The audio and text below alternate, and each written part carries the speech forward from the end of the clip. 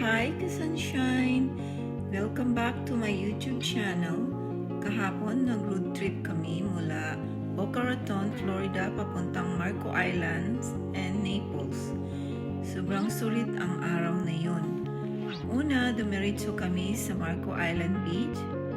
Grabe yung buhangin dun. Talagang pinakamabuti siguro sa buong mundo. Mas mabuti pa kumpara sa Palm Beach and Vero Beach, Florida. Talagang parang postcard, tapos yung tubig turquoise. Sobrang ganda. Habang nandun kami sa Marco, nag-lunch kami sa Snook Inn, right by the water. Ang ganda-ganda ng view. Fresh ang seafood, masarap talaga yung pagkain.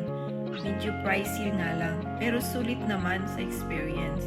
Parang paradise yung kain habang nakatanaw sa dagat. Pagkatapos, nag-drive kami papuntang Naples. Doon naman naglakad kami sa iconic pier. Iniantay namin yung sunset. Pink at orange yung langit, sobrang peaceful. Tapos kumain pa kami ng masarap na seafood nearby. Yung buong araw parang magic talaga. Kung nandito ka sa Southwest Florida, try ninyo tong day trip na to, Marco for the chill, white sand beach at waterfront lunch.